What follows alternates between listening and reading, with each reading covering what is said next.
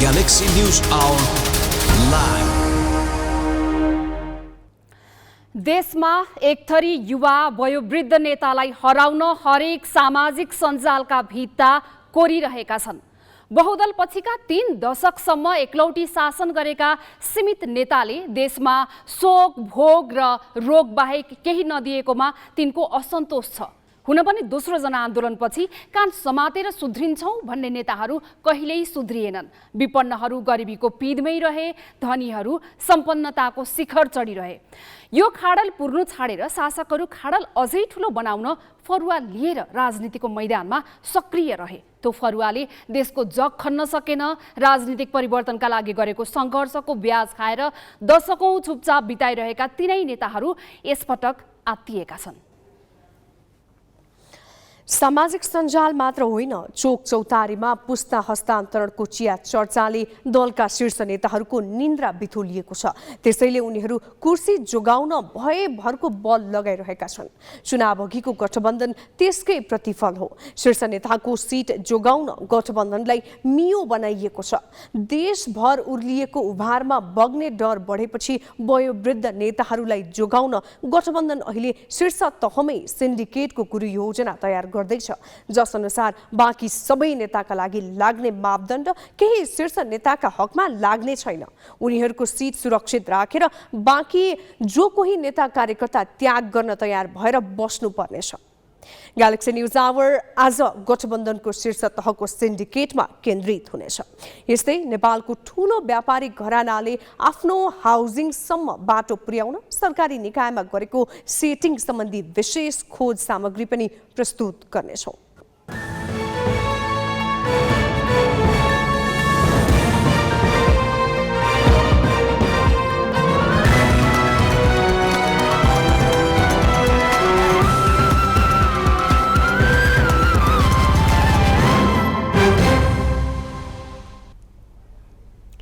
नमस्कार, यो हो ग्यालेक्सी न्यूज आवर। अब हेडलाइन्स।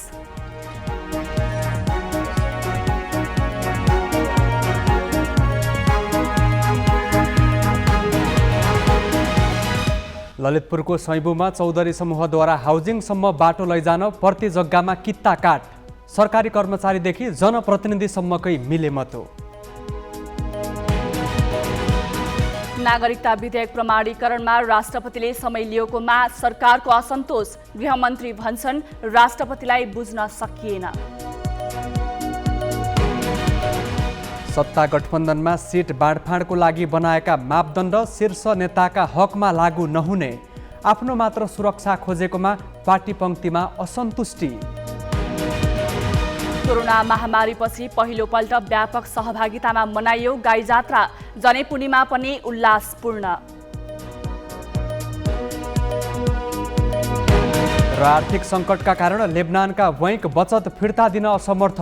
आफ्नै रकम नपाएको झोकमा एक बन्दुकधारीले लिए 6 घण्टा नियन्त्रणमा, समर्थकले गरे नाराबाजी।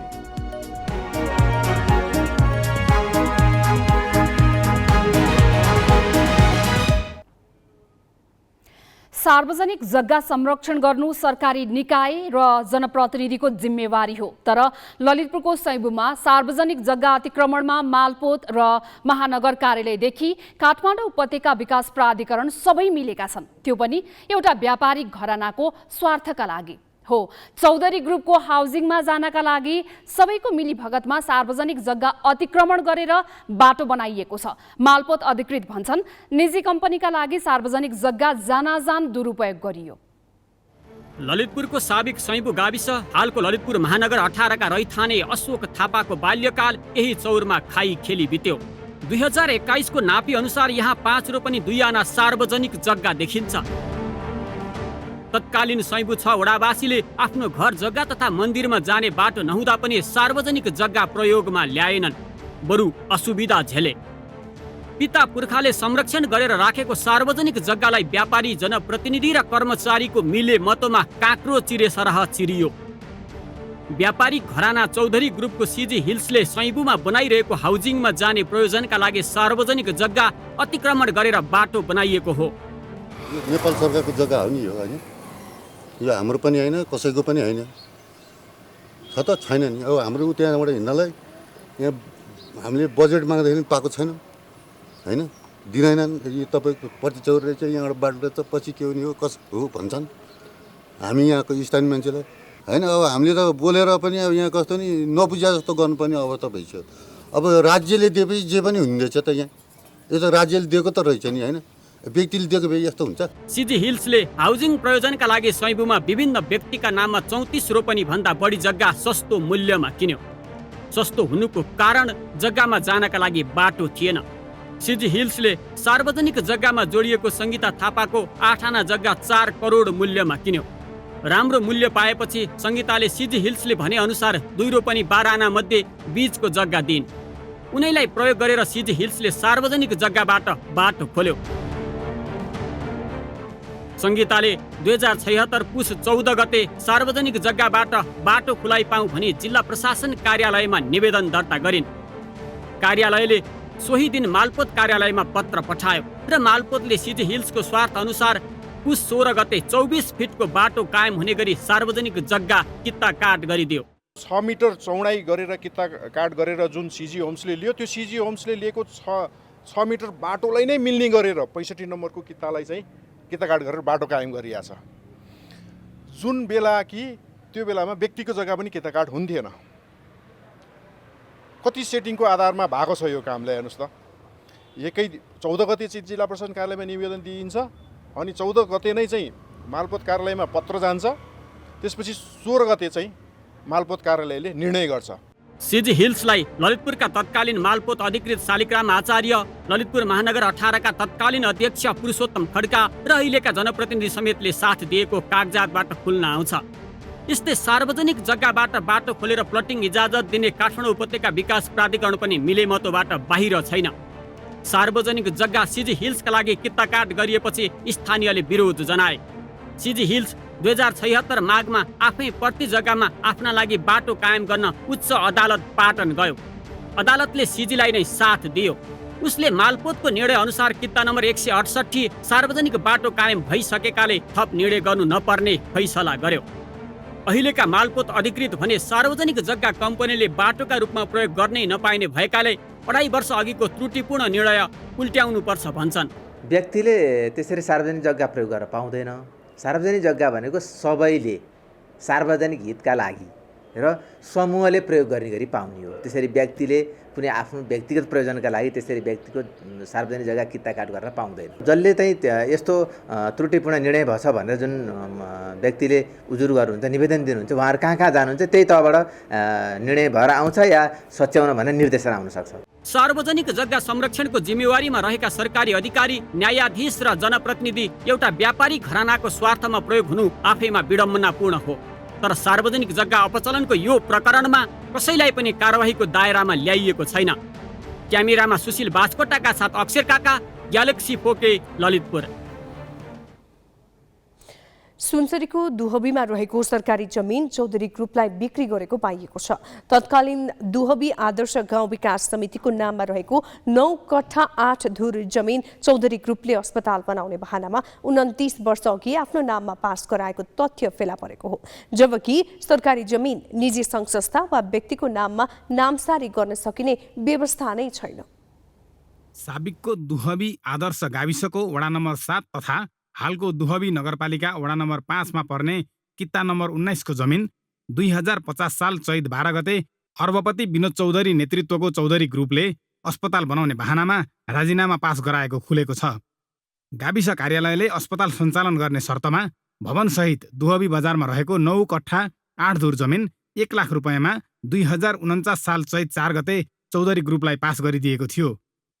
केही साथीहरू पहिलेदेखि नै संलग्न थिए सायद सम्पर्कमा, उहाँहरू नै अब सक्रिय हुनुभएको जस्तो अब रामनाथ थियो, सुभाष, अनि अब गुलाब अग्रवालहरू साथीहरू पनि होलान्। कति अब पुरै त अब सम्पूर्ण यकिन थाहा भएन। म त अब अध्यक्षको हैसियतले मिटिङ कुरा चल्यो, वहाँ आउनु पनि जानु पनि भयो कतिपल्ट। त्यसपछि एउटा निर्णय गरेर हामी गाउँ विकासबाट मान्यता गरेर नै दिएको। गाविस कार्यालयले त्यसबाहेक सोही वडाको कित्ता नम्बर 17 को 1 कट्ठा र 18 नम्बर कित्ताको 1 कट्ठा 5 धुर जमिन अस्पताल सञ्चालनका लागि चौधरी ग्रुपलाई हस्तान्तरण गर्ने निर्णय गरेको छ। उक्त जग्गा भने मालपोत कार्यालयको श्रेष्ठ दर्तामा अस्पतालको नाममा छैन। गाविस कार्यालयले चौधरी ग्रुपलाई जग्गा दिने निर्णय गरेको एक साता नबित्दै तत्कालीन प्रधानमन्त्री गिरिजाप्रसाद कोइरालाले एक कार्यक्रमकै बीच जमिन र भवन चौधरी ग्रुपलाई हस्तान्तरण गरेका थिए। 2052 सालमा तत्कालीन प्रधानमन्त्री कोइरालाले शिलान्यास गरेको सो अस्पताल तत्कालीन युवराज दिपेन्द्र शाहले उद्घाटन गरेका थिए। 15 शय्याको उक्त अस्पताल केही वर्ष सञ्चालनमा आएर बन्द भयो। 2074 सालमा दुहबी नगरपालिकामा नयाँ जनप्रतिनिधि आएपछि अस्पताल पुनः सञ्चालनका लागि गृह कार्य गरे। धरानस्थित बिपी कोइराला स्वास्थ्य विज्ञान प्रतिष्ठानसँगको सहकार्यमा अस्पताल सञ्चालन गर्न नगरपालिकाले पहल पनि गर्यो। तर अस्पतालको चल अचल सम्पत्तिमा चौधरी ग्रुपले सम्झौता गर्न नचाहेका कारण नगरपालिका पछि हटेको छ। तपाईको सम्पत्ति हो, आजको मितिमा तपाईले दिनुस्, नगरपालिकालाई दानै गरिदिनुस्। तपाईको बुवाकै नाममा रहन्छ नगर अस्पताल। सँगसँगै तपाईको मेन गेटमा तपाईको बुवा आमाको पूर्णकतको मार्बलको शालिग बनाएर जग्गादाता गङ्गादेवी लुनकरण दास भनेर म चाहिँ त्यहाँ लेख्छु भनेर मैले यो प्रस्ताव गर्दाखेरि पनि उहाँले चाहिँ यो हुन सक्दैन, म गर्न सक्दिनँ भनेर भन्नुभयो। अहिले भवन खण्डहर बन्दै गएको छ। खण्डहर भवनमा केही खोपका कार्यक्रम बाहेक अरू कुनै पनि स्वास्थ्य प्रचारको लाभ स्थानीयले लिन सकेका छैनन्। 1 जना हेल्थ असिस्टेन्ट र 3 सुरक्षा गार्ड सहित 5 जना कर्मचारी हेरालु जस्तै भएर बसेका छन्। क्यामेरामा पारस चौधरीका साथमा ग्यालेक्सी फोकेका लागि विराटनगरबाट राजु पौडेलको रिपोर्ट। आर्थिक शक्तिको प्रभावमा सरकारी तथा सार्वजनिक जग्गा हडप्ने चौधरी समूहको स्वार्थ पूरा गर्न राज्यका सबै निकाय मतियार बनेको देखिन्छ, जुन कानुनी शासनका दृष्टिमा लाजमर्दो अवस्था हो। अब केही न्यूज संक्षेपमा। चर्को ब्याज असुलेर ऋणीको उठीवास लगाउने मिटर ब्याजलाई कारबाही गर्न सरकारले प्रक्रिया थालेको छ। गृह मन्त्रालयले मिटर ब्याजीबारे छानबिन गरी कारबाहीका लागि सिफारिस गर्न 6 सदस्यीय कार्यदल गठन गरेको छ। सहसचिव भीष्म भूषालको संयोजकत्वमा गठित 6 सदस्यीय कार्यदललाई 1 महिनाको समय दिएको छ। कार्यदलमा गृहकै कानुन उपसचिव श्रीकृष्ण न्यौपाने, नेपाल प्रहरीको केन्द्रीय अनुसन्धान ब्युरो CIB का वरिष्ठ उपरीक्षक दिनेश आचार्य, अपराध अनुसन्धान शाखामा कार्यरत उपरीक्षक कृष्ण प्रसाद कोइराला, राष्ट्रिय अनुसन्धान विभागका उप अनुसन्धान निर्देशक मुकुन्द मरठा सदस्य छन्। सदस्य सचिवको जिम्मेवारी CIB का प्रहरी नायब उपरीक्षक रोशन खड्कालाई दिएको छ। कार्यदलले आजै काम सुरु गरिसकेको छ। माइतीघरमा अनसनरत नवलपरासीका पीडितसँग कार्यदलले छलफल गरेको छ। कार्यदललाई मिटर ब्याजी सम्बन्धी समस्या बढी भएका जिल्लाको स्थलगत भ्रमण गर्न पनि भनिएको छ। सभामुख अग्निप्रसाद सापकोटा र नेपालका लागि चिनिया राजदूत हो यान्सीबीच 2 देशबीचका व्यापारिक नाका सुचारू गर्ने विषयमा छलफल भएको छ। सभामुख सापकोटा र राजदूत यान्सीबीच आज बिहान सभामुखको सरकारी निवासमा भएको भेटवार्तामा व्यापारिक नाका सुचारू गर्ने विषयमा छलफल भएको हो। खास गरी तातोपानी नाका 7 वर्षदेखि अवरुद्ध जस्तै छ। सभामुख सापकोटा तातोपानी नाका रहेको सिन्धुपाल्चोकवासी हुन्। तातोपानी नाकाबाट सहज रूपमा सामान ओसार पसारका लागि सरकारले आग्रह गरे पनि चीनले सुनेको नसुने झैं गर्दै आएको छ। सभामुख सापकोटाले नेपाल एक चीन नीतिप्रति सदैव प्रतिबद्ध रहेको र नेपाली भूमि छिमेकी राष्ट्र विरुद्ध प्रयोग हुन नदिन सचेत रहेको बताएको उनको निजी सचिवालयले जनाएको छ। जवाफमा राजदूत यान्सीले नेपालको स्वतन्त्रता, सार्वभौमिकता र अखण्डताको पक्षमा चीनले सदैव दृढ समर्थन गर्दै आएको तथा विकास र समृद्धिमा निरन्तर सहयोग रहने बताएकी थिइन्। कर्णाली प्रदेश सरकारलाई समावेशी बनाउन अदालतले आदेश दिएपछि नवनियुक्त मन्त्री वीरबहादुर शाहीको शपथ रोकिएको छ। उच्च अदालत सुर्खेतले मन्त्री परिषद पुनर्गठन गर्दा समावेशी सिद्धान्तलाई आत्मसात गर्न भनेपछि शाहीको शपथ रोकिएको हो। मुख्यमन्त्री जीवनबहादुर शाहीले माओवादी केन्द्रका प्रदेश सभा सदस्य शाहीलाई बिहिबार मन्त्री नियुक्त गरेका थिए। गैर सांसद छिरिङ डन्डुल लामाको कार्यकाल स्वतः सकिएपछि शाही मन्त्री नियुक्त भएका हुन्। लामाको नियुक्ति विरुद्ध 2078 माघ अन्तिम साता परेको रिट निवेदनको बुधबार अन्तिम सुनवाई गर्दै उच्च अदालतले मन्त्री परिषद गठनमा समावेशी सिद्धान्त अपनाउन निर्देशनात्मक आदेश दिएको थियो। अदालतको पत्रका कारण शपथ रोकिएको प्रदेश प्रमुख कार्यालयले जनाएको छ। प्रधानमन्त्री शेरबहादुर देउवाले युवा उद्यमशीलतामा जोड दिएका छन्। अन्तर्राष्ट्रिय युवा दिवसको अवसरमा राष्ट्रिय युवा परिषदले आज गरेको कार्यक्रममा प्रधानमन्त्री देउवाले युवाहरूलाई रोजगारीको लागि विदेश जानुपर्ने बाध्यता अन्त्यको लागि उद्यमशीलता विकासमा जोड दिएका हुन्। उनले परिषदलाई युवा लक्षित सिपमूलक तालिम दिने कार्यक्रम ल्याउन भनेका छन्। प्रभावकारी तालिम पाए युवाहरूले आफै उद्यम व्यवसाय सञ्चालन गर्ने र त्यसले रोजगारी वृद्धिमा टेवा पुग्ने उनको भनाइरहेको छ। रोजगारीको लागि अहिले दैनिक 1500 भन्दा बढी युवा विदेशिने गरेका छन्। देश चुनावमा होमिएपछि प्रमुख दलका शीर्ष नेताहरू आफ्नो सुरक्षा खोज्नतिर लागेका छन्। खास गरी सत्ता गठबन्धनका नेताहरू शीर्ष तहमै सिन्डिकेट शैलीमा तालमेल गर्दैछन् भने एमाले अध्यक्ष केपी शर्मा ओली आफू बाहेक अर्को नेता नै छैन भन्ने सन्देश दिन खोजिरहेका छन्। बाँकी सोनिका अर्यालबाट। प्रतिनिधि सभा र प्रदेशसभा निर्वाचनको लागि सिट बाँडफाँडको लागि गठित सत्ता गठबन्धनको कार्यदलले बिहिबार चुनावी तालमेलको आधार र सिट बाँडफाँडको प्रारम्भिक खाका तयार पारेको छ। कांग्रेस नेता कृष्ण सिटौला संयोजकत्वको कार्यदलले 2074 को संसदीय चुनाव, हाल कायम सांसद संख्या र गत वैशाखको स्थानीय चुनावमा वडा अध्यक्षले पाएको मतलाई सिट बाँडफाँडको आधार मान्ने समझदारी बनाएको छ। तर यी मापदण्ड शीर्ष नेताका हकमा भने लागू नहुने भएको छ। अर्थात् 5 दल बीच भएको प्रारम्भिक समझदारी अनुसार शीर्ष नेताका सिट सुरक्षित गरी बाँकीलाई मात्र मापदण्ड लागू गरिनेछ। कार्यदल स्तरमा बनेको मापदण्ड लागू भएमा तनहुँ 1 मा गठबन्धनका तर्फबाट एकीकृत समाजवादीले उम्मेदवारी दिन पाउँछ। किनभने 2074 मा कांग्रेसका वरिष्ठ नेता रामचन्द्र पौडेललाई हराउने एमाले सांसद कृष्ण कुमार श्रेष्ठ अहिले एकीकृत समाजवादीमा छन्।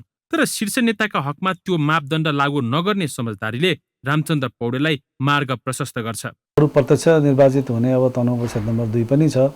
एउटा राष्ट्रिय राजनीतिको वरिष्ठ नेता भएको नाताले पनि अरू जुनसुकै क्षेत्रमा पनि लडेर जनमत हासिल गरेर प्रधानमन्त्रीको दाबी प्रस्तुत गर्न मिल्छ। यही क्षेत्र मात्रै भनेर बाँधिएर बस्न पनि उपयुक्त हुँदैन। त्यसकारणले पनि तनहुँ क्षेत्र नम्बर 1 मा एकीकृत समाजवादीले पाउनुपर्छ भन्ने हामीले दाबी राखेका हौँ। स्थानीय चुनावको नतिजालाई आधार मान्दा गोर्खामा गठबन्धन उम्मेदवार बाबुराम भट्टराईले पाउनुपर्ने कुनै आधार छैन।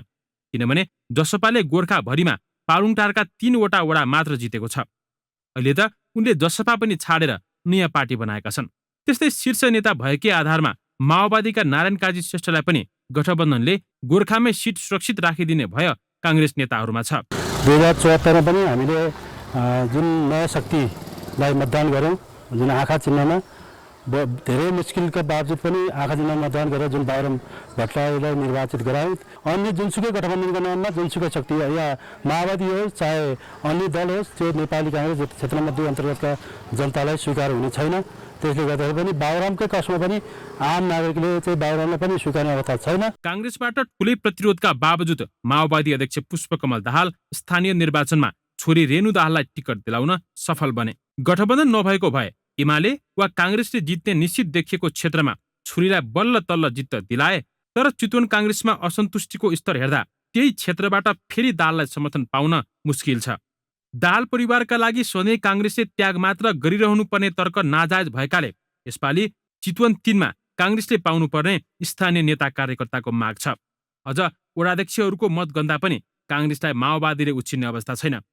तैपनि दाहाल शीर्ष नेता भएकै कारण बाँकी सारा मापदण्ड र अन्य न्यायपूर्ण माग तपसिलमा पर्दैछन्। प्रधानमन्त्री शेरबहादुर देउवाका लागि डडेलधुरामा खासै समस्या नदेखिए पनि उनकी पत्नी आर्जु राणालाई कैलालीमा टिकट पाउन र चुनाव जित्न गठबन्धनका अरू घटकले त्याग गर्नुपर्नेछ। आर्जु राणा चाहिँ दक्ष व्यक्ति हुन्, एकजना महिला, निकै दक्ष, PhD पास गरेकी र अब अहिले हेर्ने हो भने वास्तविकता हेर्ने हो भने नेपालको प्रधानमन्त्री पनि उनै हुन्। तर नागरिकहरूमा एउटा के निराशा छ, यो कुराले चाहिँ भोट नदिन पनि सक्छन्। यसबाहेक स्थानीय तह निर्वाचनमा कमजोर नतिजा देखाएको एकीकृत समाजवादीबाट चुनाव लड्न झलनाथ खनालदेखि माधव नेपाल सम्मैलाई अप्ठ्यारो पर्ने देखिँदैछ।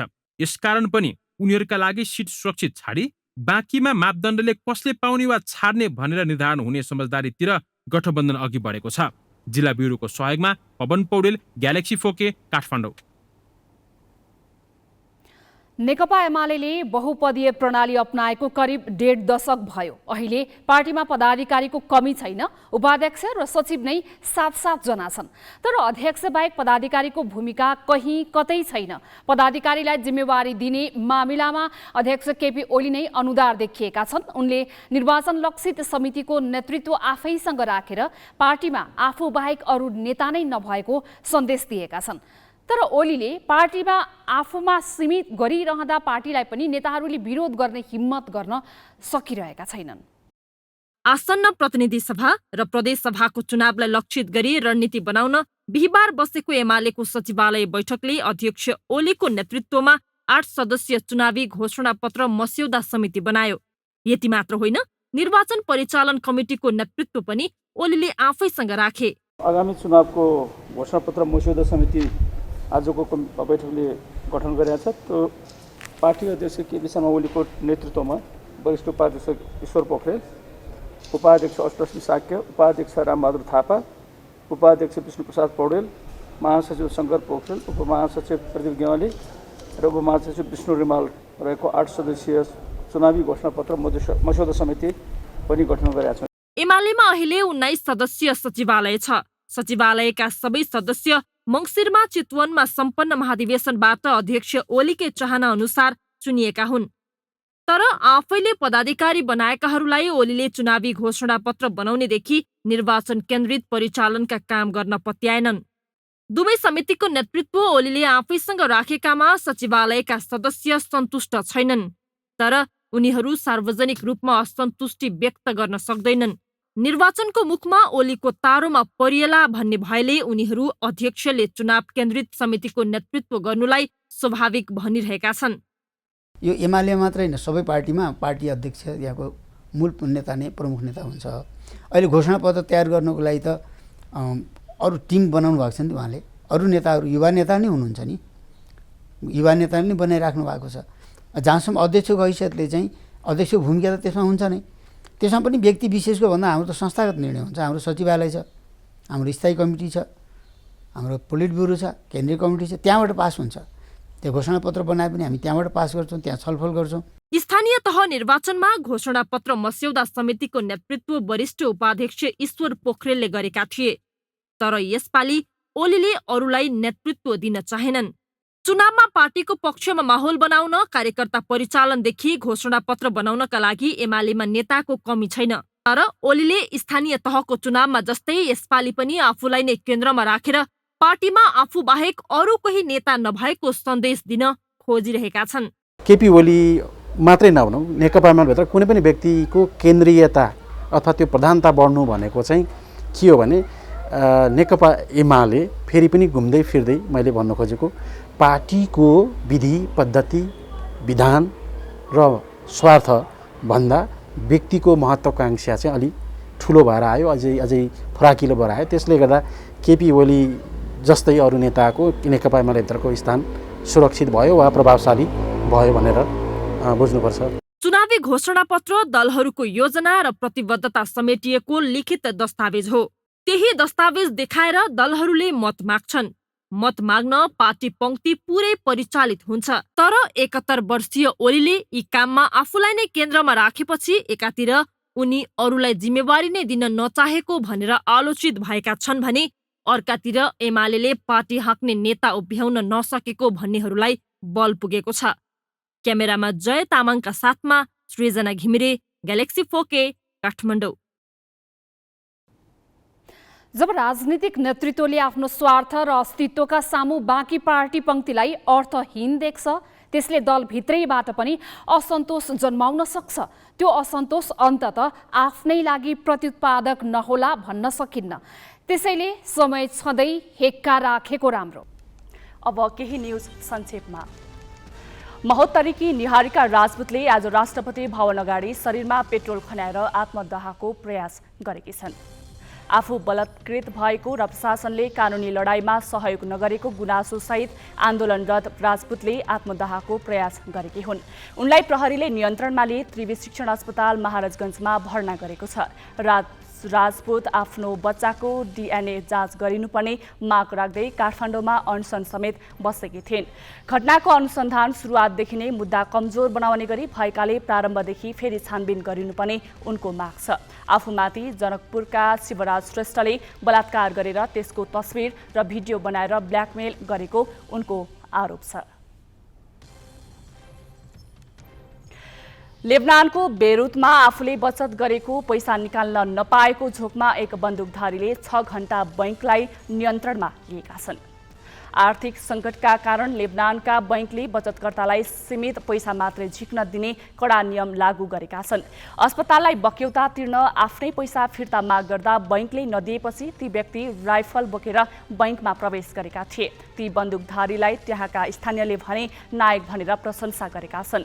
उनीहरूले बैंक बाहिर जम्मा भएर तिमी नायक हौ भनी नारा लगाएका थिए। वार्ताकारहरूले बन्दुकधारीलाई आफ्नो खाताबाट 35,000 अमेरिकी डलर झिक्न दिने सहमति गरेपछि स्थिति साम्य भएको थियो। त्यसपछि प्रहरीले हमरा स्टेट स्थित फेडरल बैंकको शाखाबाट बन्दुकधारीलाई बाहिर निकालेको थियो। ती व्यक्तिमाथि मुद्दा चलाउने नचलाउने टुङ्गो लागेको छैन। रुसको रक्षा मन्त्रालयले युक्रेनको डोनेक्स क्षेत्रमा अमेरिकामा निर्मित राडार प्रणाली नष्ट गरिएको दावी गरेको छ। रुसी सेनाले पत्रकार सम्मेलन गरी पूर्वी र दक्षिण युक्रेनमा अमेरिकामा निर्मित ANMPQ-64 राडार प्रणाली ध्वस्त पारेको बताएको हो। अमेरिकामा निर्मित 2 वटा हाइमार्स मिसाइल खसालेको रुसी सेनाको दावी छ।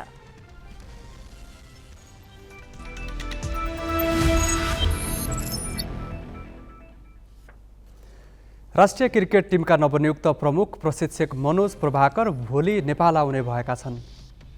उनी आइतबारदेखि प्रशिक्षणमा सहभागी हुनेछन्। उनले जिम्मेवारी सम्हालेपछि नेपालले पहिलो खेल केन्यासँग खेल्नेछ। नेपालले केन्यासँग 5 खेलको T20 अन्तर्राष्ट्रिय र 3 खेलको 1 दिवसीय श्रृङ्खला खेल्ने तय भएको छ। 5 खेलको T20 श्रृङ्खला भदौ 9 देखि 14 गतेसम्म तथा 3 खेलको 1 दिवसीय श्रृङ्खला भदौ 17 देखि 20 गतेसम्म हुनेछ। तयारीको समय निकै कम भएकाले राष्ट्रिय टिमको प्रशिक्षण भने आजैबाट सुरु भएको छ। भारतबाट आएका फिटनेस ट्रेनरले प्रशिक्षण सुरु गरेका हुन्।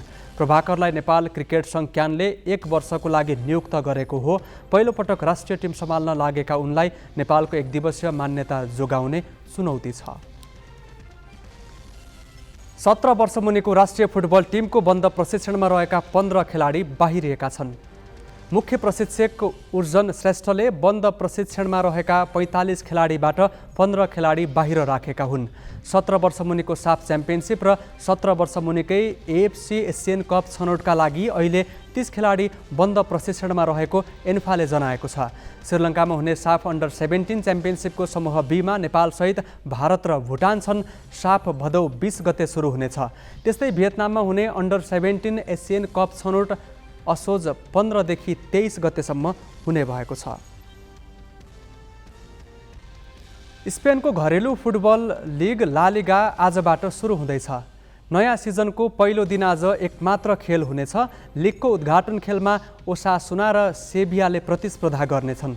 खेल ओसासुनाको घरेलु मैदान एल सदर मैदानमा नेपाली समयअनुसार राति पौने 1 बजे सुरु हुनेछ। गत सिजन सेभिया लिगको 4थो स्थानमा रहँदै UEFA को लागि छनौट भएको थियो। ओसासुनाले गत सिजन 10औं स्थानमा रहेर लिगको अन्त्य गर्दा उपाधि रियल मड्रिडले जितेको थियो। यो सिजन लिगमा बार्सिलोनाको बलियो उपस्थिति रहनेछ। गत सिजन आर्थिक सङ्कटको कारण केही कमजोर देखिएको बार्सिलोनाले यस सिजनको लागि खेलाडी अनुबन्धनमा समेत बलियो उपस्थिति देखाएको छ, जसको प्रभाव बार्सिलोनाले प्री सिजनमा देखाइसकेको छ। तर बार्सिलोनाले अनुबन्ध गरेका 5 खेलाडी मध्ये 2 खेलाडी ला लिगामा दर्ता गर्न नमानेपछि उनीहरूको भविष्य अन्योलमा परेको छ। नागरिकता ऐन संशोधन विधेयक प्रतिनिधि सभाले साउन 6 र राष्ट्रिय सभाले साउन 12 गते पारित गरे। राष्ट्रपति कार्यालय पठाइएको 2 साता बित्न लाग्यो। राष्ट्रपतिले प्रमाणीकरण गर्छिन् वा विवादित भएकाले फिर्ता पठाइन्छ भन्नेमा विभिन्न अड्कलबाजी चलिरहेकै बेला सरकारले पनि संशय व्यक्त गरेको छ। यो प्रसङ्ग स्मृति मल्लबाट। नागरिकता ऐन संशोधन विधेयक प्रमाणीकरणका लागि राष्ट्रपति भवन पठाइएको आज 13 दिन भयो, तर राष्ट्रपति विद्यादेवी भण्डारीबाट प्रमाणीकरण भएको छैन। उनले विधेयकमा गरिएका व्यवस्थालाई लिएर परामर्श गरिरहेकी छन्। एमाले अध्यक्ष केपी ओली प्रधानमन्त्री हुँदा 14 महिना अघि सरकारले सिफारिस गरे लगतै नागरिकता अध्यादेश जारी गरेकी राष्ट्रपतिले अहिले सदनले पारित गरेको विधेयक रोकेको भनेर सरकारले असन्तुष्टि जनाएको छ। गृहमन्त्री बालकृष्ण खाँडले सार्वजनिक रूपमै असन्तुष्टि जनाएका हुन्। उनले आज गृह जिल्ला रूपन्देही पुगेर भने प्रमाणीकरणमा ढिलाइको कारण बुझ्न सकिएन। पूर्ववर्ती सरकारले अध्यादेशमा ल्याएको थियो, त्यो अध्यादेशलाई स्वीकृत भएर कार्यान्वयन भएको थियो। अहिले प्रतिनिधि सभा र राष्ट्रिय सभाले यो नागरिकता पारित गरेको छ। पारित भएको नागरिकता पनि किन स्वीकृत भएको छैन त्यो हामीले बुझ्न सकेका छैन। प्रतिनिधि सभाले राष्ट्रिय सभाले पारित गरेको नागरिकता अविलम्ब स्वीकृत होस् भन्ने नेपाली जनताको चाहना छ। संसदबाट पास भएको नागरिकता विधेयक पास भएन, यसले ऐनको आकार लिएन भने कसले नागरिकता पाउँदैन? जसको 12 आमा नेपाली छन् तिनले नागरिकता पाउँदैन के? तिनले नागरिकता नपाउनेहरूको सङ्ख्या धन्नै चाहिँ तपाईँलाई 6 लाख पुगिसकेका छ। 6 लाख नेपाली नागरिकहरू अनागरिकको जीवन बिताउनु परिरहेका छ। जसले विश्वविद्यालयमा सरकारी विश्वविद्यालयमा भर्न पाउँदैन, जसले नेपाल सरकार र नेपालको सार्वजनिक संस्थाहरूमा सरकारी स्वामित्वमा रहेको संस्थाहरूमा नेपाल प्रहरी, नेपाली सेना, सशस्त्र प्रहरी लगायतमा सेवा आयोगमा लोक सेवामा जाँच दिन पाउँदैन, फर्म भर्न पाउँदैन। पास भएर राजसेवक बन्ने त कुरै छोड्यो। जसले पासपोर्ट लिन पाउँदैन, जसले आफ्नो नाममा मोबाइलको सिम कार्ड किन्न पाउँदैन, जसले आफ्नो नाममा ब्याङ्कमा खाता खोल्न पाउँदैन। उच्च र जिल्ला अदालतका न्यायाधीशको योग्यता र क्षमतामा प्रश्न उठे न्याय परिषदले छानबिन गर्छ। दोषी देखिए बर्खास्तगी र मुद्दा चलाउनेसम्मको कारबाही पनि गर्न सक्छ।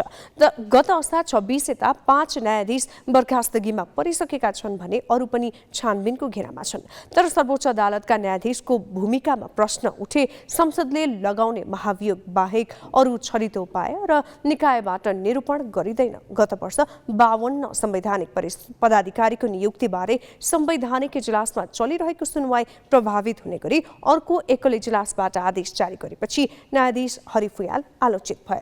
संवैधानिक इजलासले नै त्यसमा धेरै प्रश्न उठाएको छ, तर तिनको निरूपण गर्न कसैले तत्परता देखाएको छैन। पूर्ववर्ती प्रधानमन्त्री केपी शर्मा ओलीले 2 पटक प्रतिनिधि सभा विघटन गरे।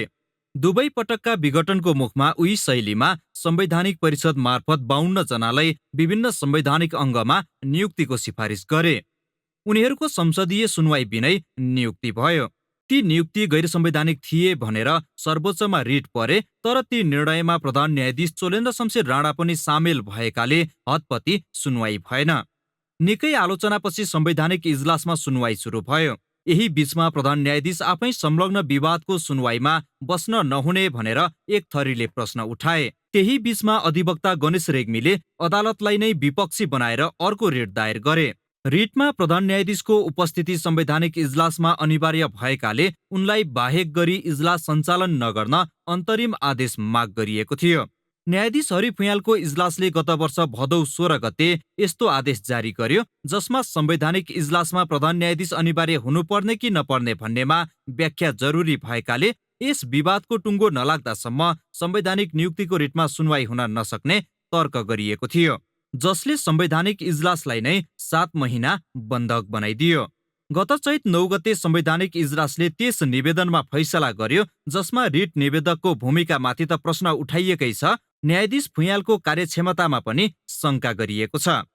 संवैधानिक इजलास अन्य कुनै इजलास वा निकायको मातहत वा अधीनस्थ नहुने फैसलामा लेखिएको छ। न्यायाधीश फुयालले न्यायिक आत्मसंयम राखेर काम नगरेको पनि संवैधानिक इजलासको ठहर छ। कामु प्रधान न्यायाधीश दीपक कुमार कार्की, मीरा खड्का, हरिकृष्ण कार्की, विश्वम्भर श्रेष्ठ र ईश्वर प्रसाद खतिवडा रहेको संवैधानिक इजलासले न्यायको धरोहर कमजोर हुने गरी मर्यादा र मान्यता स्खलित हुने कुरामा हेक्का राख्न पनि भनेको छ। संवैधानिक इजलासलाई क्षेत्राधिकारभन्दा बाहिर गएर नियन्त्रण गर्न खोजेको र त्यसको औचित्य प्रमाणित हुने कानुनी र तार्किक आधार बिनै भुयालले आदेश जारी गरेको पनि पछिल्लो फैसलामा उल्लेख छ।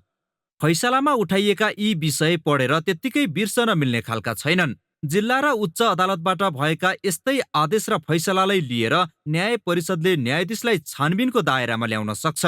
न्याय सम्पादनमा कैफियत देखिएपछि छानबिनमा परेका 6 जिल्ला न्यायाधीश अहिले सर्वोच्चमा हाजिर गरिरहेका छन्।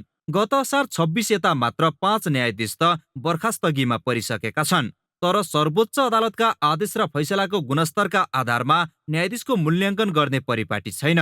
के यसो भन्दैमा सर्वोच्चका न्यायाधीशबारे फैसलामै प्रश्न उठिसकेपछि कसैले निरूपण गर्नु पर्दैन र? आज देशभर रक्षाबन्धन तथा जनै पूर्णिमा पर्व मनाइएको छ। यो पर्व हरेक वर्ष श्रावण शुक्ल पूर्णिमाका दिन मनाइन्छ।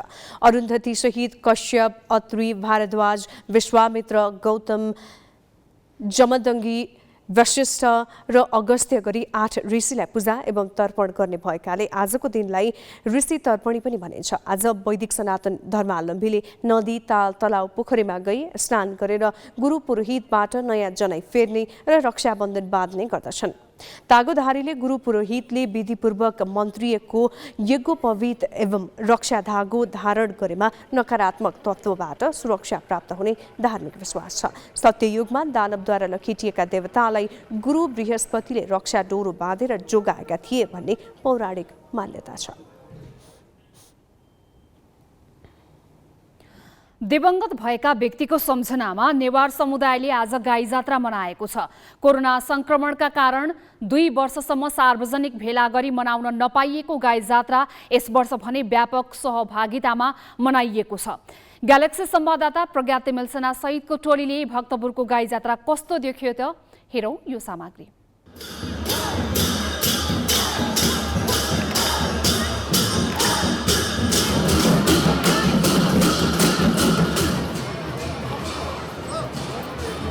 दिवंगत आत्माको सम्झनामा प्रत्येक वर्ष नेवारी समुदायले यस गाई जात्रा पर्व मनाउने गर्छन्। नेवारीमा सापारू समेत भनिने यस पर्व विभिन्न कार्यक्रम गरी 8 दिनसम्म मनाउने प्रचलन रहेको छ।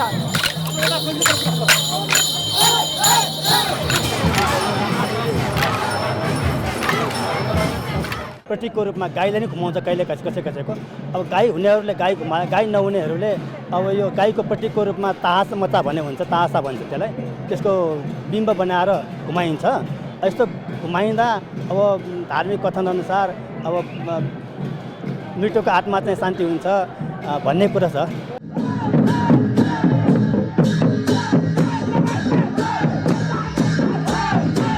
वर्षभरि भएका राजनीतिक घटनाक्रमहरूलाई समेत व्यङ्ग्यात्मक रूपमा यहाँ प्रदर्शन गरिएको छ।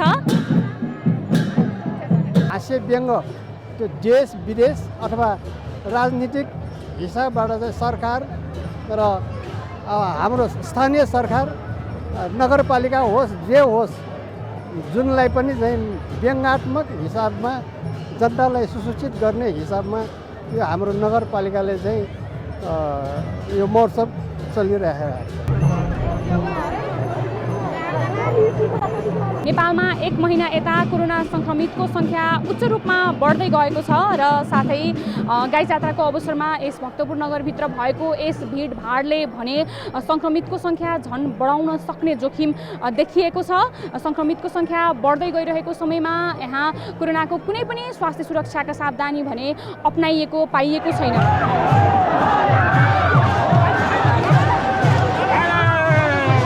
परालको यसरी बनाइएको भैरवलाई भने पुरै नगर परिक्रमा गरिने प्रचलन रहेको छ र यसरी नगर परिक्रमा गरिसके पश्चात भने गाई जात्रा पर्व समापन हुन्छ।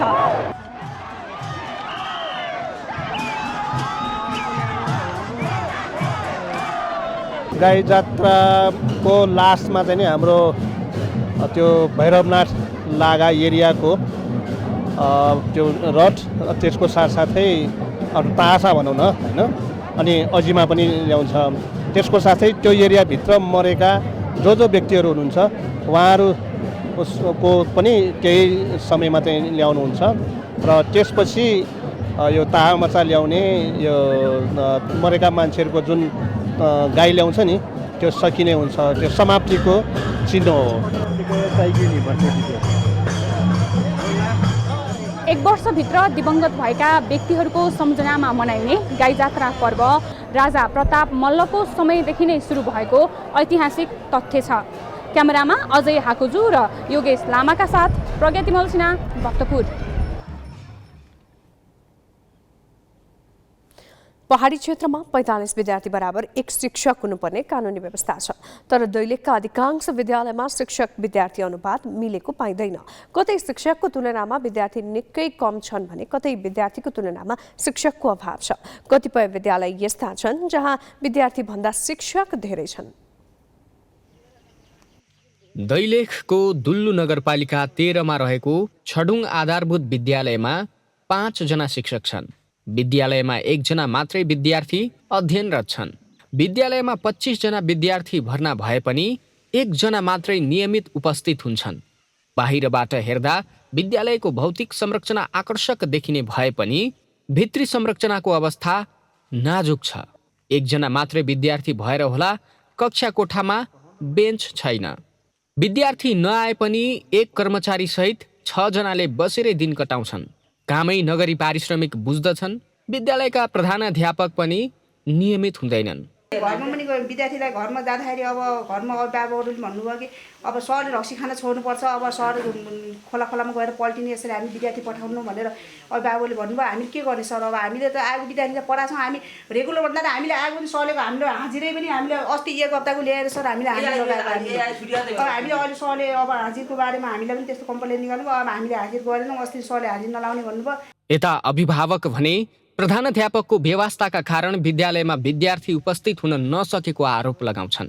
समयमै उपस्थित नहुने र उपस्थित भए पनि नशामा मातेको अवस्थामा आउने हुँदा अभिभावक पनि उनीदेखि आजित छन्।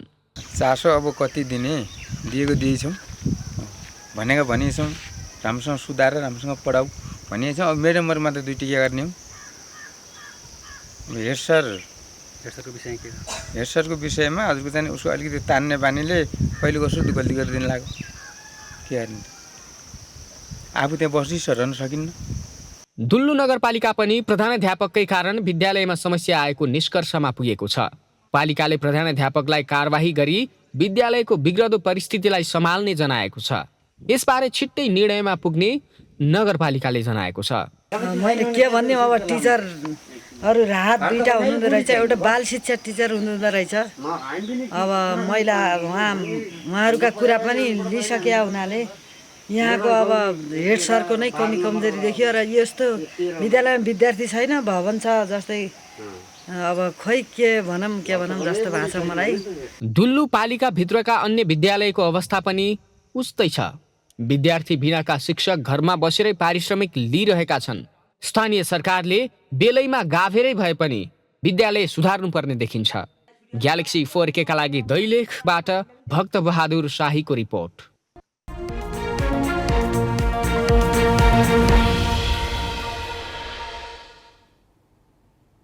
आफैले अघि सारेको नीति कार्यान्वयनमा सरकार उदासीन हुँदा कर्णाली प्रदेशमा रासायनिक मलको आयात बढ्दै गएको छ। सरकारले आर्थिक वर्ष 2074-75 को बजेट मार्फत अर्ग्यानिक प्रदेश बनाउन आधार तयार पार्ने बताएको थियो।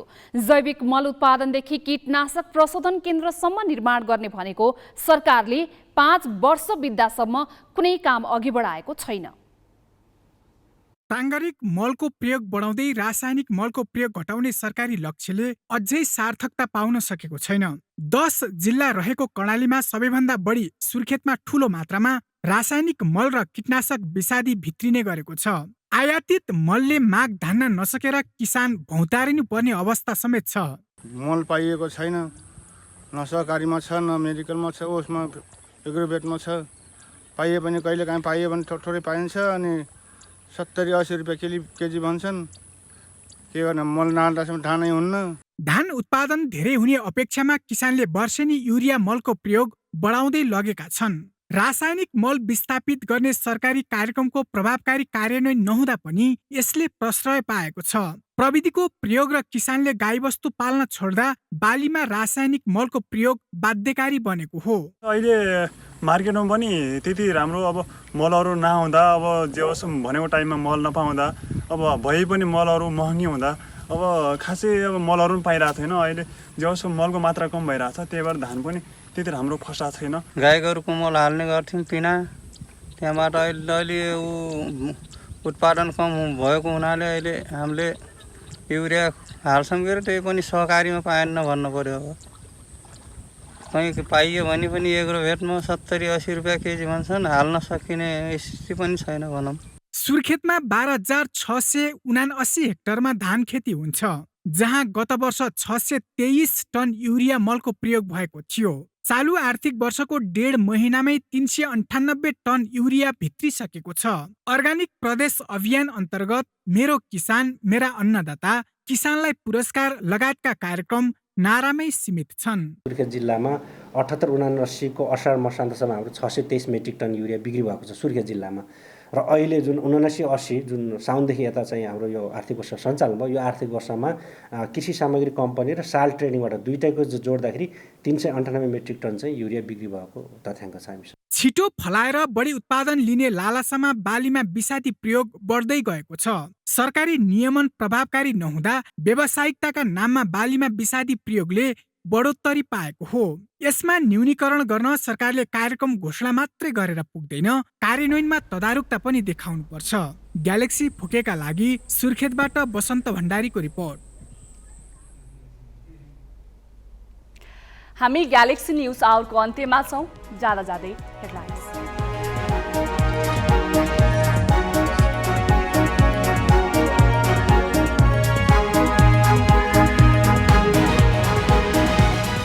ललितपुरको सैबुमा चौधरी समूहद्वारा हाउजिङसम्म बाटो लैजान प्रति जग्गामा कित्ता काट, सरकारी कर्मचारीदेखि जनप्रतिनिधिसम्मकै मिलेमतो।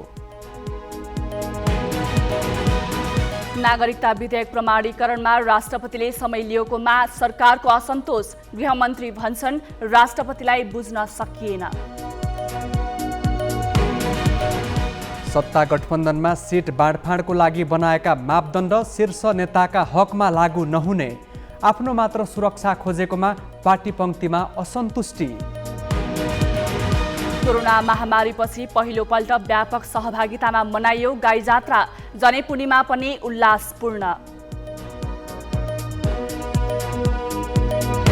र आर्थिक सङ्कटका कारण लेबनानका बैंक बचत फिर्ता दिन असमर्थ, आफ्नै रकम नपाएको झोकमा एक बन्दुकधारीले लिए 6 घण्टा नियन्त्रणमा, समर्थकले गरे नाराबाजी।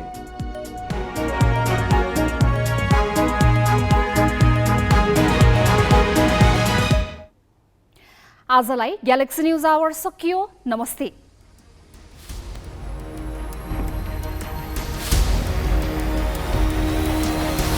This is Galaxy News Hour Live.